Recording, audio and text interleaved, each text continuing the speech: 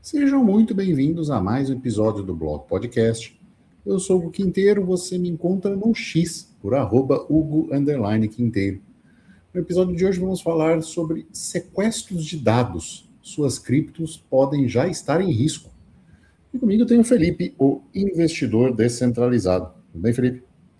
Tudo tranquilo, só para constar, você também vai me encontrar no Twitter, no @investidordesk, DESC, porque não descentralizado.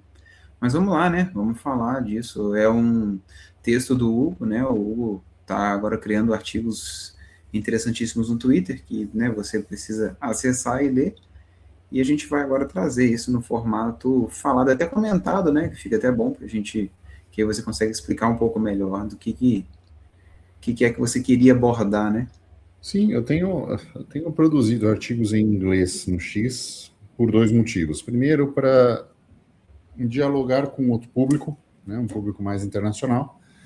Segundo, porque a tradução do X está muito boa. Então, você fica a um clique de colocar essa tradução e já vê em português. Então,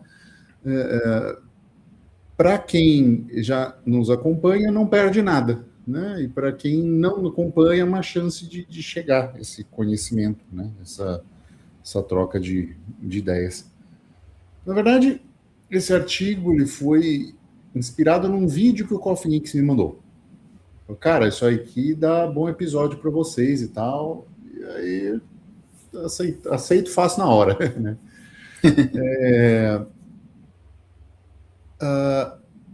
Nós podemos hoje estar alimentando um enorme banco de dados para que, no momento oportuno, seja utilizado para roubar acessos, derivar chaves privadas a partir de chaves públicas com computação quântica. A nossa, o modelo atual da maioria das blockchains que expõem esses dados publicamente permitem que seja rastreado os saldos, né? E esses saldos são prêmios que são acompanhados, seja por, como a gente já falou assim em outros episódios aqui, por empresas de rastreamento, né, que tem na sua maior base de clientes o governo, mas seja pelo governo, sejam por entes maliciosos, não que eu ache diferença nos dois aqui que eu estou falando, mas por entes mal intencionados, criminosos, que podem se utilizar disso, criando um grande banco de dados e de rastreamento, para que no momento oportuno sejam feitos ataques bem-sucedidos ao maior. É óbvio que, né, que um ataque desse ele vai começar com os maiores prêmios, né? Então, as maiores baleias, as maiores exchanges, os maiores detentores de carteiras com fragilidade, né? Então, endereços que expunham a chave privada, né, que não foram mais fáceis de serem atacados, né? E isso é um fenômeno que é uma lógica que é assim: colha agora e faça a decriptografia, né? Decriptografe depois. Então, já existe esse banco de dados para que pessoas mal intencionadas possam monitorar e estar com esse banco de dados constantemente atualizados, porque, enfim, é público, né? Sim, sim. Mas de onde que veio a preocupação nesse sentido? Você foca ela totalmente na computação quântica? A preocupação é justamente isso somado ao ao artigo do Google, né, dizendo para os sistemas migrarem para computação pós-quântica até 2029. E aí a gente tem esse problema, já que também conhecido, que alguns sistemas ou algumas comunidades cripto, né, são mais fechadas a atualizações do que outras, e essas atualizações e migrações exigem, principalmente no caso das criptos que são mineradas por ASIC, uma coordenação muito maior do que um sistema bancário, por exemplo. Né? Um sistema bancário, as pessoas falam assim, mas computação quântica, o pessoal está preocupado com Bitcoin e os bancos. Os bancos já terão migrado muitos anos antes. Né? Porque a migração de um banco é muito simples. Olha uma série de algoritmos e decide, vamos adotar este ponto final. Né? Não necessita de uma discussão, não necessita de avisar mercados bilionários, como, por exemplo, a mineração, que precisa ser avisada com antecedência para que migrem o algoritmo, para que produzam chips de ASIC para aqueles algoritmos, para que tenham um sistema híbrido, né, para que tenham gerações híbridas de processamento e coordenem isso para que, no momento que disser, olha, a partir da data tal migraremos, né, não seja transformado galpões inteiros em enormes vazios, né? Porque as ASICs que estão lá não servirão para nada naquela criptomoeda e, enfim, fica todo mundo sem rumo, né? Então precisa ser algo extremamente coordenado. Isso não acontece, por exemplo, em criptomoedas que são resistentes a ASICs, porque a migração nesse sentido ela é muito mais fácil, mas falando todo do mercado cripto, né, a gente tem essas questões. Plataformas, por exemplo, stablecoins, terão que migrar em cima disso, então elas dependem da migração, por exemplo, das redes, né? E aí cada uma vai migrar na sua velocidade e pode haver uma instabilidade, por exemplo, de, suponhamos, né, assim, um exemplo, o Ethereum não migrou para computação pós-quântica e a USDT resolve que, olha, já está meio próximo a um risco, eu não vou dar mais suporte ao USDT na rede Ethereum. Migrem para a rede tal e tal, que já fizeram a migração. Então, há esta possibilidade, e não estamos falando de uma possibilidade tão tardia, especialmente numa empresa centralizada que tem obrigações com segurança, com lavagem de dinheiro, ou seja, que tem porta para tomar um pé na porta, entendeu? Sim. Então, para uma Tether da vida não tomar bilhões de prejuízo em cima de uma rede que está demorando para migrar, ela pode simplesmente parar de prestar suporte para aquela rede. Ela não vamos mais fazer rodar tokens nessa rede, vai validar aqui, faça seu saque aqui, enfim, troque para a rede até tal data e ponto final. Né? Então, assim, há uma situação muito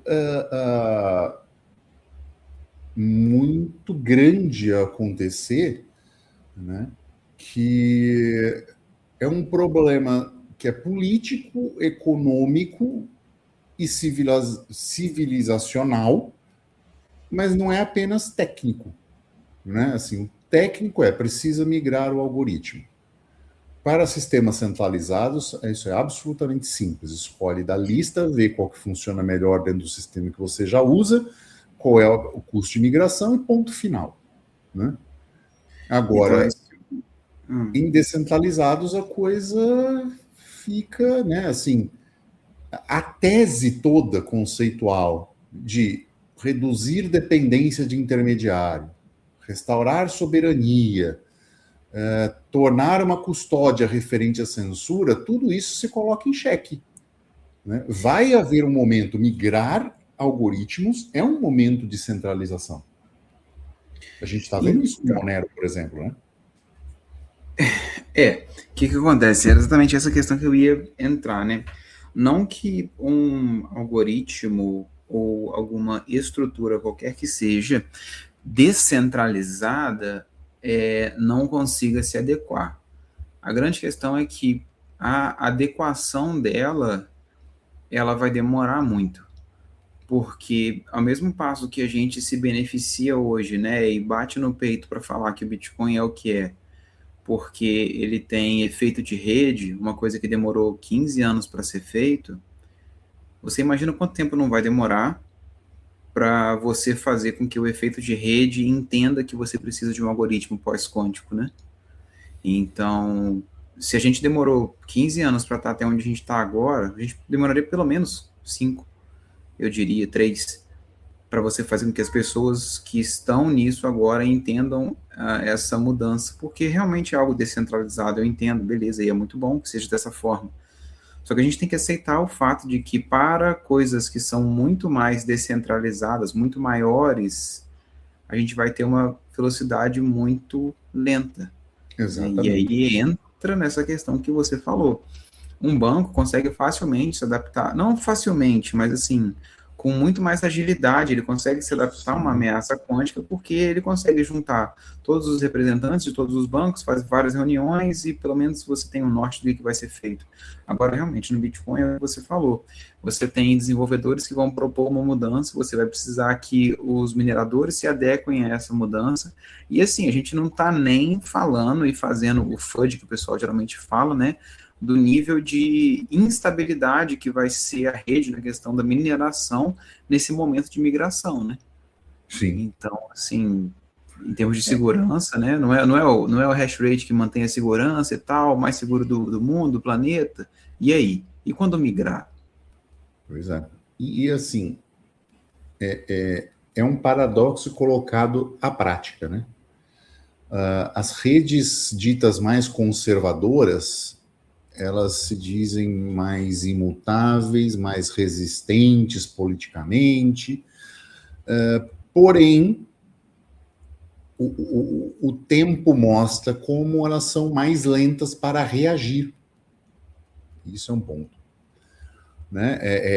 O que alguns chamam de virtude, em um ataque, ela, né, na iminência de um ataque, acaba por ser mais lenta esta reação, né? E o ponto desse artigo é que é o seguinte, esse sequestro de informações, ele já pode ter iniciado. Não no sequestro propriamente dito das moedas do ataque pós-quântico, né? Eu não estou dizendo que não é uma... Não entenda isso como uma ingenuidade do tipo assim, qualquer um vai conseguir atacar, fazer um ataque de derivação de chave privada a partir de chave pública com o seu notebook Quantum vendido pela Apple, tá? Por $899. Não é isso. Mas se o poder computacional se aproxima e o próprio Google mostrando que a necessidade de qubits para uma quebra de uma assinatura ou de uma criptografia como um SHA-256 talvez demande menos qubits do que o imaginado, dado as respostas do que se tem hoje, faz com que a necessidade de algo que já pode ter iniciado torna-se uma resposta ainda mais urgente. Né? Porque, assim, o sequestro da informação da superfície de ataque, ele é muito mais importante propriamente do que o ataque. Porque se eu tenho todas as bases de dados, todas as chaves públicas expostas, todas as assinaturas arquivadas, todos os endereços que foram reutilizados, padrão de comportamento on-chain, isso pode ser transformado em munição para o que o traz para 2030, 2035, mas para um futuro da próxima década, né, dos próximos 10 anos, e que o computador quântico deixe de ser uma promessa e parte para ser uma arma criptográfica. Mas uma dúvida, esses dados, todos esses dados aí que você está falando, por exemplo, histórico de transação, carteira que transacionou e tudo mais, isso aí agrega para que no futuro seja feita talvez uma quebra quântica mais eficiente? Isso é necessário para que ela ocorra? Isso é necessário para que o ataque seja feito e a precisão do ataque. Porque, assim, um ataque para ser eficiente, ele não vai começar pegando carteiras aleatórias. Ele vai para cima dos maiores prêmios. Então, se você tem estratificado quais são as carteiras mais vulneráveis e com mais valores, ou seja, quais são, por exemplo, as carteiras legadas com chave pública reutilizada e que tenham acima de 500 bitcoins? É para cima delas que eles vão. Sim. Então, ter esse sequestro de dados, essa informação, ela é fundamental e está hoje publicamente disponível na maior parte das redes. Ou seja lá, por exemplo, qual é a carteira aí mais antiga que uma exchange tem ou que tem alguma vulnerabilidade? Ou que por alguma coisa, por exemplo, que isso seja articulado, que tenha software sabidamente comprometido. E faz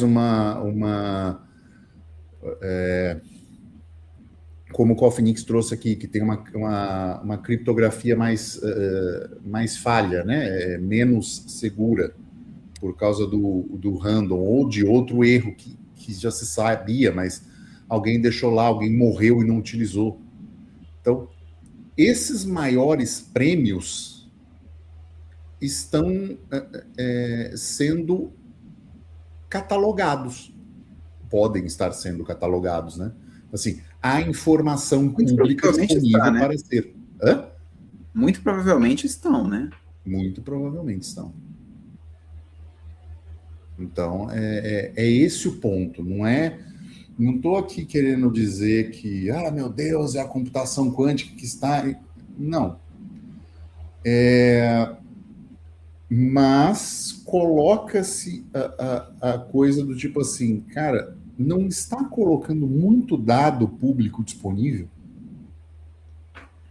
Né? E que está sendo coletado hoje, já pensando que, essa carteira aqui tem potencial para ser, né? Assim, ela é mais fácil de ser quebrada. Mas o problema também é que, às vezes, algumas delas, né, já até meio que respondendo essa coisa que você colocou aí, algumas delas não têm outra opção senão continuar sendo públicas. Entende? Então, Entendo. Tem coisas que, por exemplo, no caso do Bitcoin on-chain, todas as transações que continuarem sendo feitas daqui para frente, elas vão continuar sendo públicas. Não tem o que você fazer agora para que elas não sejam, né? Então, e aí? Entende? E aí, assim, aí é aquela necessidade da mudança de criptografia, né? Para algo mais seguro. Mas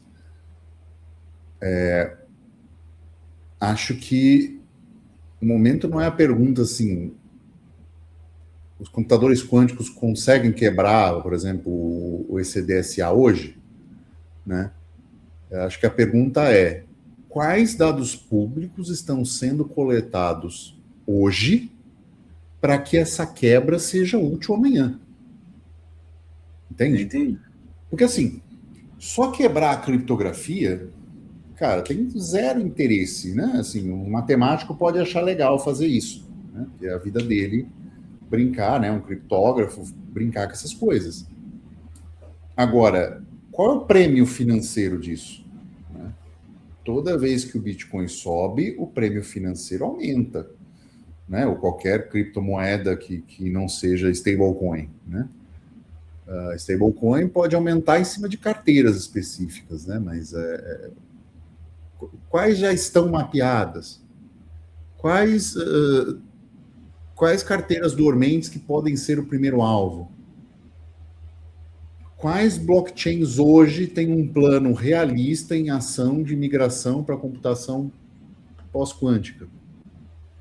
Quais são os riscos de qualquer blockchain? Por exemplo, uma blockchain pública que tem um bloco minerado a cada 10 minutos está mais ou menos vulnerável do que tem uma que tem um bloco minerado a cada 2?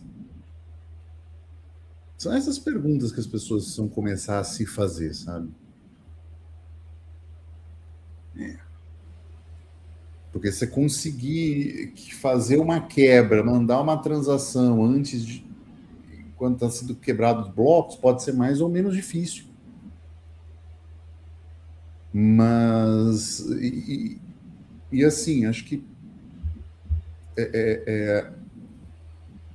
eu não acho que a computação quântica em si sozinha vai destruir criptomoeda.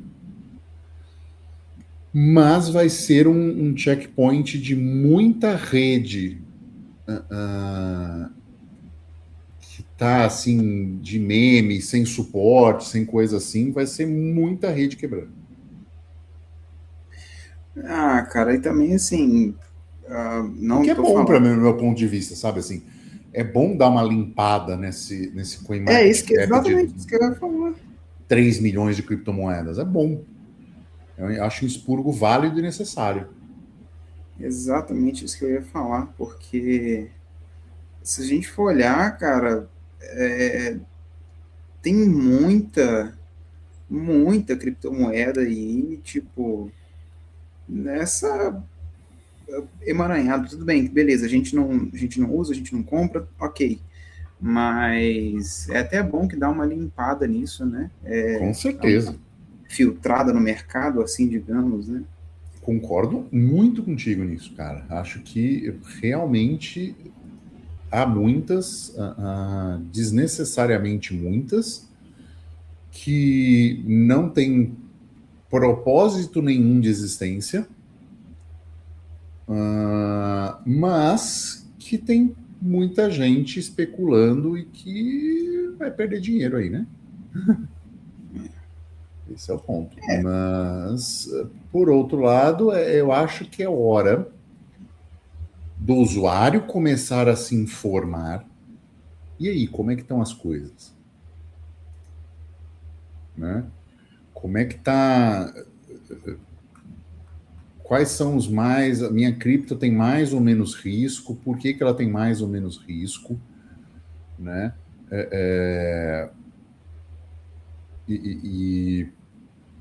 Se ela tem mais risco, a chance de você ser primeiro a ser atacado é maior. Né? Então, o que é um risco? Ter uma criptografia mais fraca, 2, ter muito dinheiro naquela criptomoeda, ou seja, tem um prêmio monetário muito grande para quem conseguir. Né? Então, acho que são duas coisas importantes de se avaliar. Né? Acho que, nesse sentido, o Monero ele reduz parte desse risco de catalogação de dados, né? Histórico, carteiras, quanto transacionou, deixa a coisa mais segura para este evento do risco de estar sendo catalogado, sequestrado esse dado e organizado para a lista de prioridades. Então, eu não creio que, nesse sentido, o Monero seja uma das primeiras a serem atacadas nesse sentido de quebra de chave pública.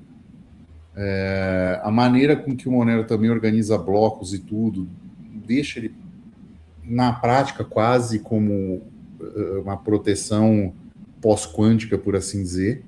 A capacidade de processamento tem que ser muito alta e num time muito pequeno por causa dos blocos. Então, já deixa a coisa mais difícil nessa quebra de assinatura.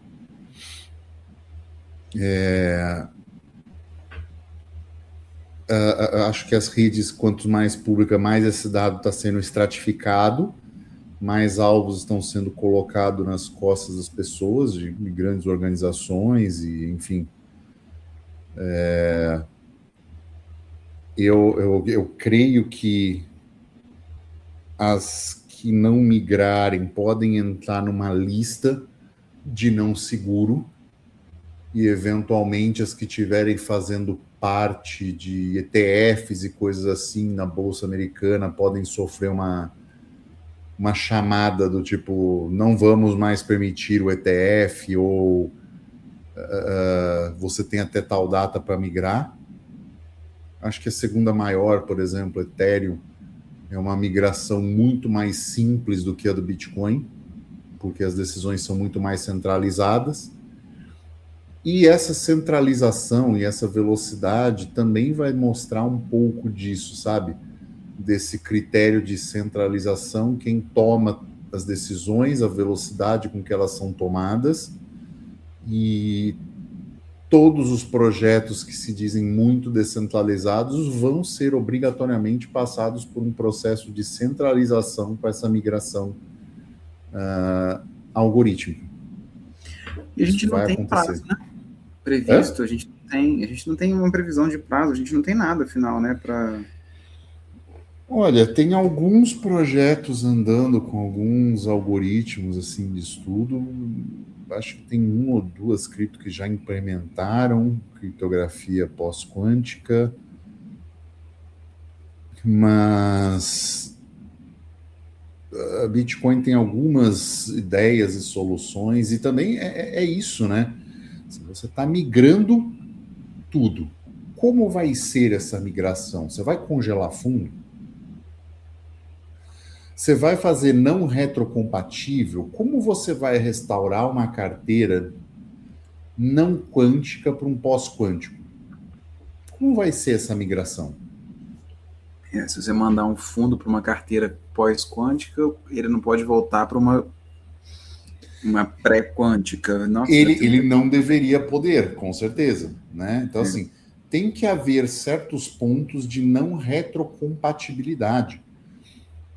Para algumas redes, é tirar o sono falar em hard fork. Mas, em termos criptográficos, tem que haver um hard fork, ou seja, tem que haver uma versão não retrocompatível. Porque você não pode aceitar uma transação antiga e validar numa rede nova, porque senão aquilo que foi validado na antiga está vulnerável a ser atacado, né? Então, assim, essas governanças são muito complicadas, porque as redes reagem diferente a isso. Tem rede que fala assim, beleza, para pós-quântico, vamos embora. Me diz qual é a data que a gente tem que atualizar. Tem outras redes que falam assim, meu Deus, não, mas eu rodo a versão 0.1 cheia de bug, porque eu gosto, entendeu?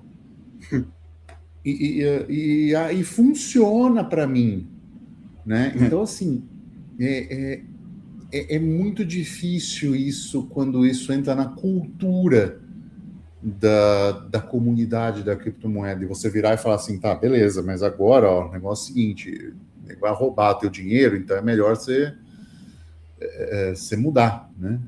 Então você vai ter que mudar, isso aqui não vai ser compatível, você vai ter que atualizar.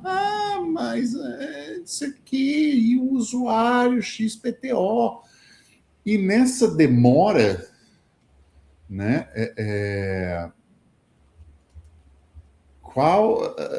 Nessa demora você pode simplesmente evaporar, né? Porque assim, se o ataque acontecer, já era. A falha já aconteceu. Entendeu? Não é esperar o ataque acontecer para, olha, vamos atualizar. Não, aí é resposta feita nas pressas para tentar conter um pouco. A crise de confiança já aconteceu, já tudo aconteceu. Se um ataque quântico, né, uma derivação de chave privada acontecer a partir de uma chave pública por quebra quântica de algoritmo de assinatura, esquece. Assim, não tem volta de reputação ou volta de confiança naquela rede. Não tem. Uhum. Né? É risco sistêmico. É uma quebra para acabar. É uma quebra. Precisa acontecer uma. Então, assim, a coisa precisa estar migrando antes disso acontecer. Isso precisa estar migrado, pronto, funcionando. Então, aí não é uma questão só criptográfica. Aí a gente entra naquela questão política, ideológica e tal. Se por um acaso hoje acontecer uma quebra quântica no Bitcoin, de uma carteira que seja vazia, uma carteira dormente, qualquer coisa que seja, esquece, cara. Você não vai ter mais dinheiro da BlackRock, você vai ver o negócio ir na zero. Porque um dos pilares do Bitcoin é garantir a posse daquilo criptográfica daquele fundo, daqueles tokens. Se não tem isso, esquece. Esquece, acabou. Acabou, não tem o que se fala erroneamente de valor intrínseco. Né? Não é tipo ouro que você pode derreter e tem a liga metálica que faz isso, que faz aquilo. Né? Não tem. A única coisa que segura aquilo é a criptografia. Se a criptografia, né, do Bitcoin ou qualquer outra cripto, se a criptografia falhar, esquece. Não tem nada. O valor intrínseco ele vai estar atrelado à quebra ou não dela, né? Cara, é um bom ponto que você falou. Se existe um valor intrínseco no Bitcoin ou na criptomoeda, é a garantia criptográfica da segurança dos dados que o possuidor da chave tem. Se isso quebra, não sobra nada. Exatamente.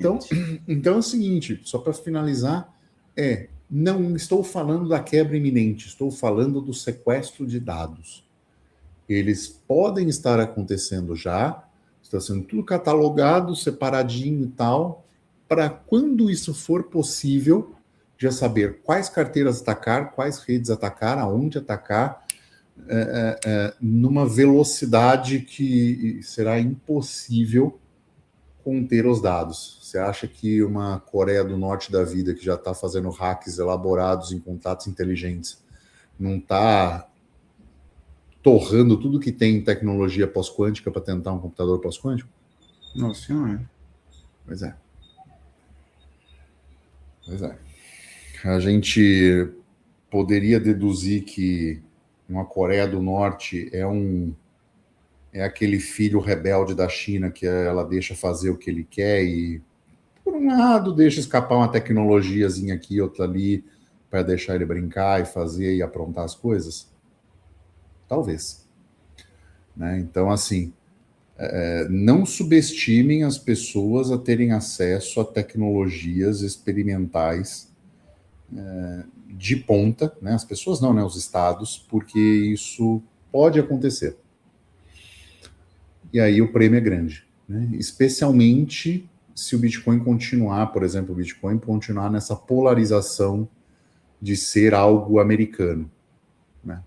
Os Estados Unidos querer puxar isso para ele. O chinês, by proxy, Coreia do Norte, ia adorar rapelar os caras só para ver a desgraça acontecendo na economia americana. Tô errado? Não, com certeza que eles iriam, você é doido. Pois é. Então, acho que é isso para esse episódio, né? Enfim, se ficarem com dúvidas, deixem um comentário. Chegou até aqui, deixa um like, deixa um comentário. Manda para aquele seu amigo que acha que a computação quântica é um FUD. Né? Isso aqui não é um FUD. O sequestro de dados é algo extremamente real e pode estar acontecendo, tá bom? E é isso. Ficamos por aqui e tchau.